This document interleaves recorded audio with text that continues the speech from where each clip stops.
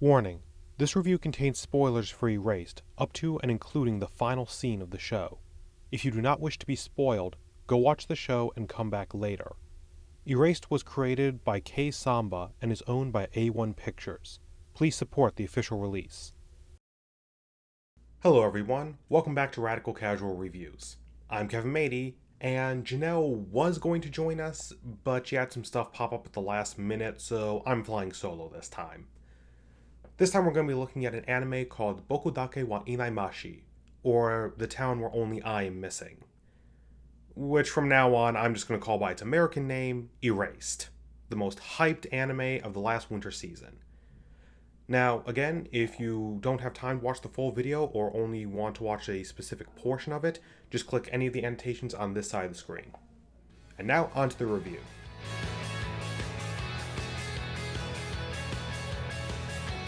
For those of you who don't know, Erased started as a manga written by Kei Samba, who has previously made 11 other series since his debut in 2001. However, Erased is the first of his series to get an anime adaptation.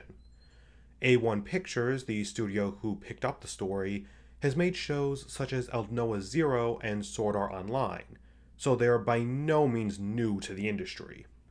Additionally, Erased has a live-action movie, a novel spin-off, and an upcoming manga spin-off made by the original author. The basic premise of the show is that Satoru Fujinuma has a magical power he calls Revival, which lets him go back in time, normally somewhere between 1 and 5 minutes, in order to stop disastrous events before they happen, normally saving someone's life in the process. However, after one revival, he manages to save a elementary school kid, but in the process gets in a head-on collision with another car. He was on a motorcycle at the time, so understandably he's in the hospital, although with remarkably few injuries. Once he's released to go home, his mom is actually waiting for him so that she can look after him. She then sees some creepy guy in a grocery store parking lot potentially leading a kid away. He might have seen her. She takes a picture as he's driving away, and then sometime later that night, she is killed. Presumably by him. When Satoru comes home and sees that, a neighbor sees him with blood on his hands because he tried to shake his mom awake, shock and all that, and the neighbor then calls the police. Since Satoru was the only one on scene, he's the closest thing to a suspect they have. Somewhat understandably, Satoru runs away, not exactly helping his case in the process. In doing that, he triggers another revival. This one isn't 5 minutes though, it's 18 years. He's back in 5th grade again. He quickly realizes that somehow this must be connected to his mother's death, and realizes that the 3 murders that happened in around this time period, 2 of them to his classmates and 1 of them to a girl in another school, must be the starting point for what would eventually lead to his mother's death. And thus the mystery begins with Satoru trying to protect the students and figure out who the killer is.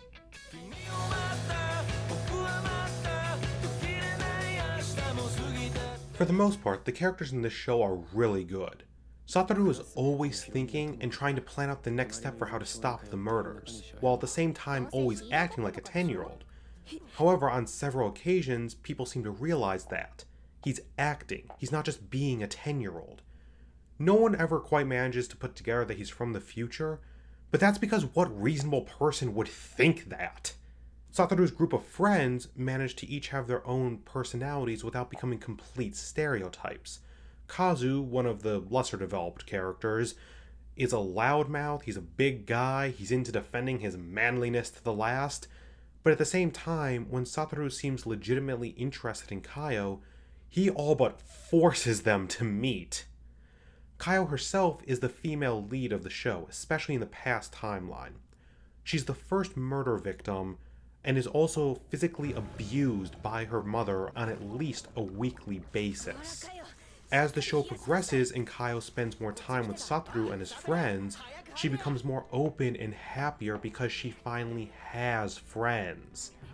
Even Kyle's mother gets some amount of redemption when you learn her past history. However, even the characters in the show seem to indicate that that doesn't excuse her actions. When Satoru's mother sees how Kyle's mother treats her, she's actually willing to intervene in that moment and realizes the situation seemingly instantly. In a show where a lot of characters seem to just rely on intuition, Satoru's mother is at the top of the pile. In the original timeline, she sees the killer and then realizes who it is within a few hours of that realization. In the past timeline, she seems to almost be able to read Satoru's mind to surprisingly humorous effect at times. Probably the only place where the characters fall short in the show is with the present timeline. Since so little time is devoted to that one, it makes sense that the characters wouldn't be as developed, but still, with the exception of Airi, who is Satoru's main companion in helping Satoru flee from the police, pretty much everyone is just there to develop the plot and then move on to whatever's next. Admittedly, in a show with 3 timelines, it makes sense that one of them would get the short end of the stick. It would have been great if it didn't, though.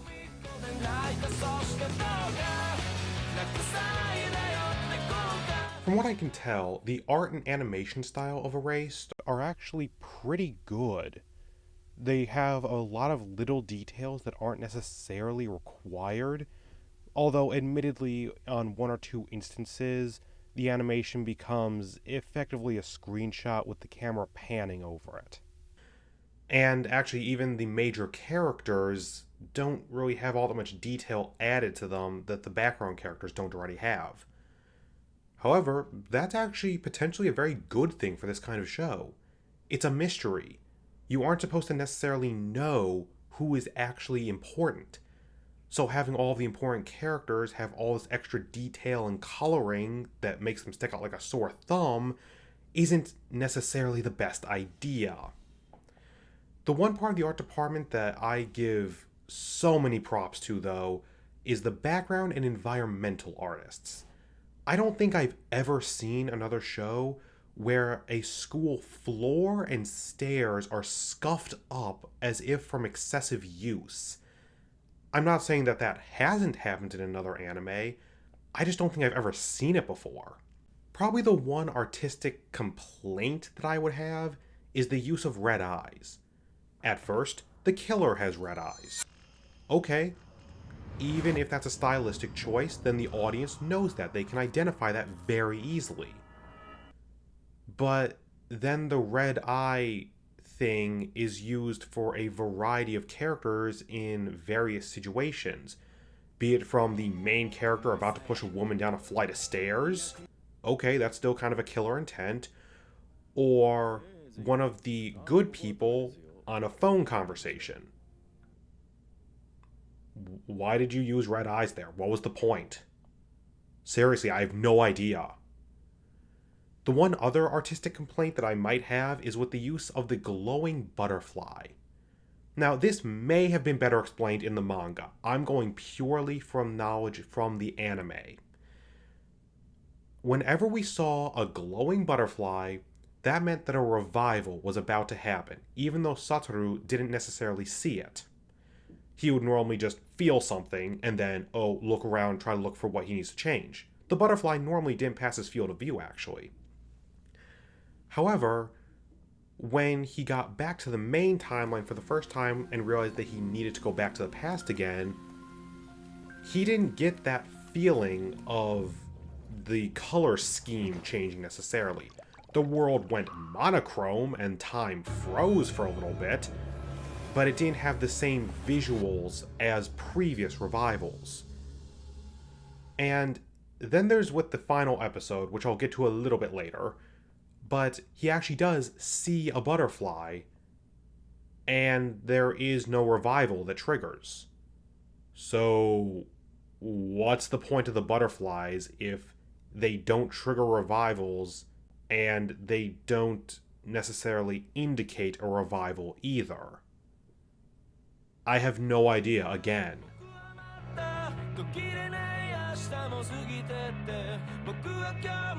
The music in the show is almost universally great. The opening is the best of the new anime of the season.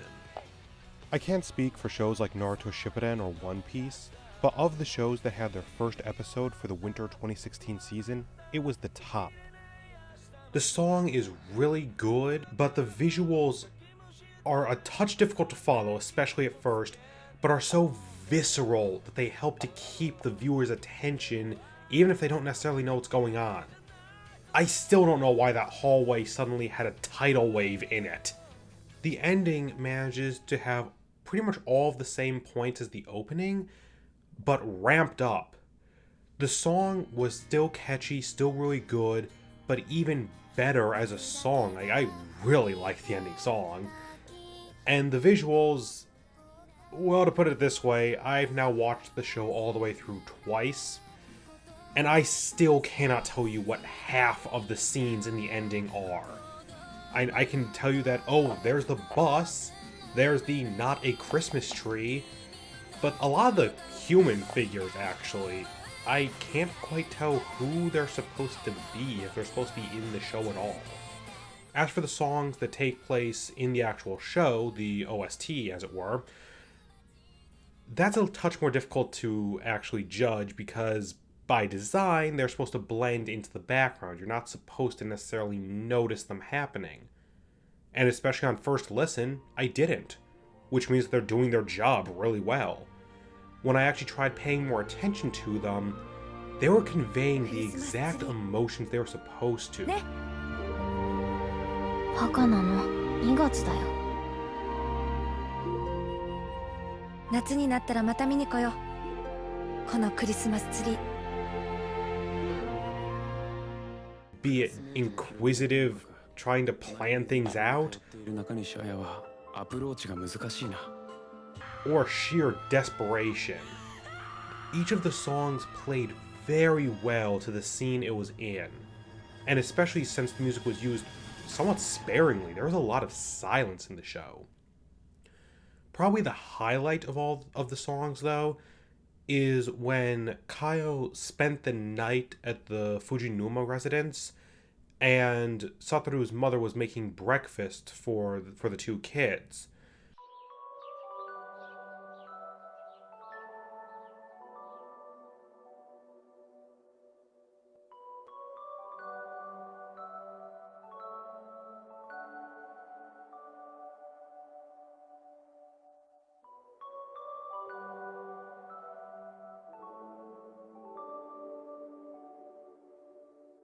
And it is still quite possibly the most powerful scene in the entire show. The music is very good.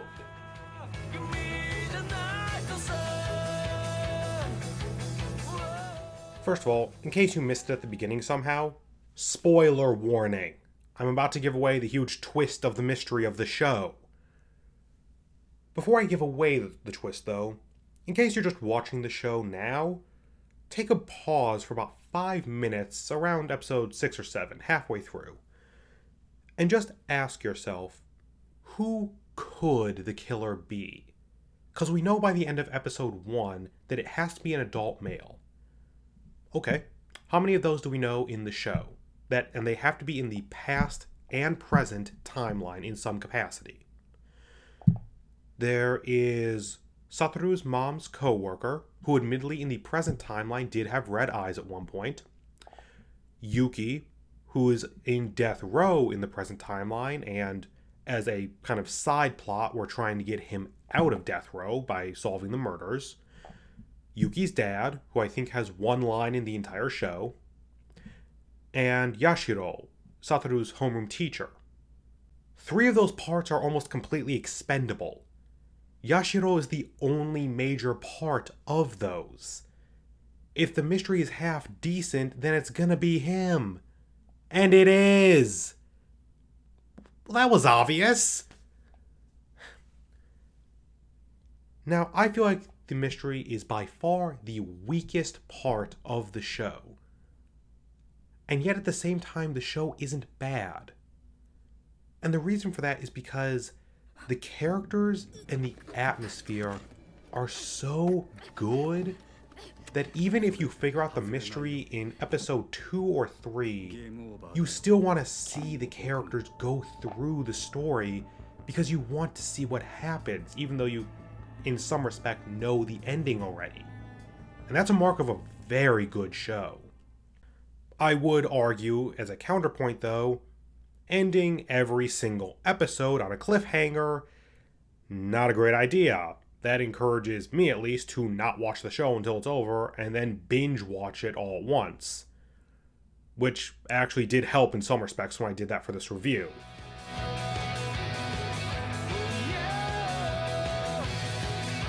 Since I haven't been giving a point-by-point plot breakdown, here's a little bit of information to catch you up to the final episode.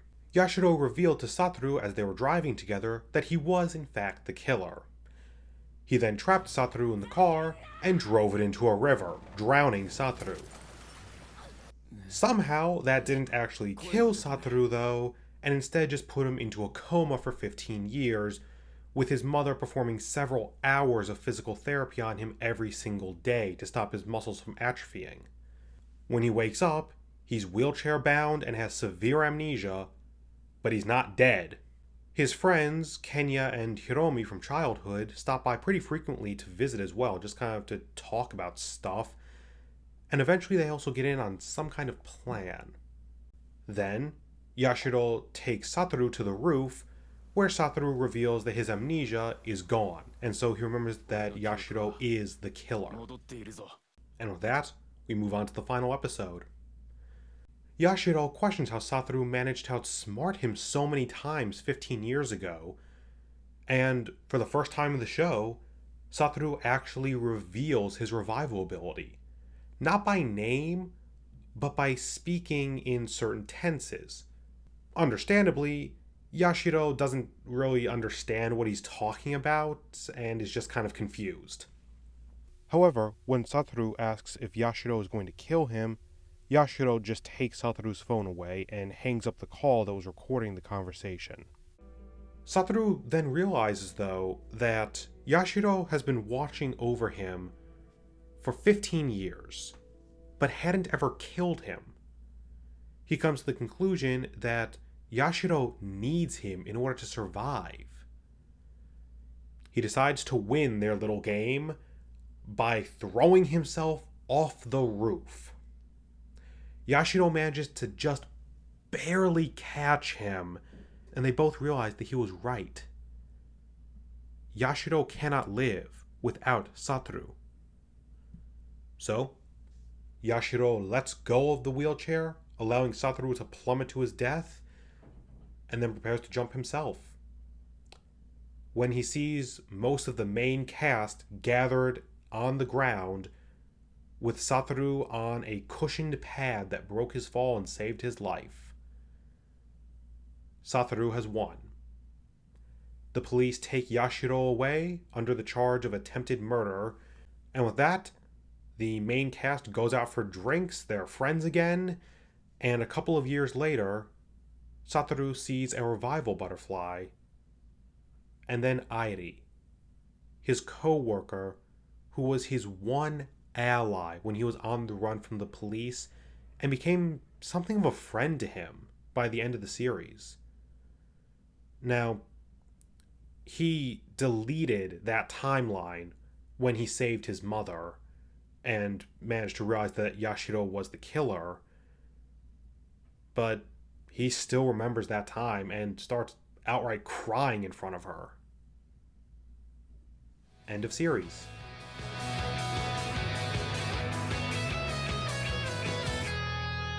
And that was Erased. It is by no means a perfect show, but it is well worth your time. The mystery falls kind of flat. A lot of the characters in the main timeline are there just to move the plot along, and there are a couple of strange artistic choices especially that maybe they were explained better in the manga, but it didn't translate to the anime. However, The characters are endearing, the music is really good, and the atmosphere will have you feeling exactly what you're supposed to feel at basically all times. So, until next time, see ya.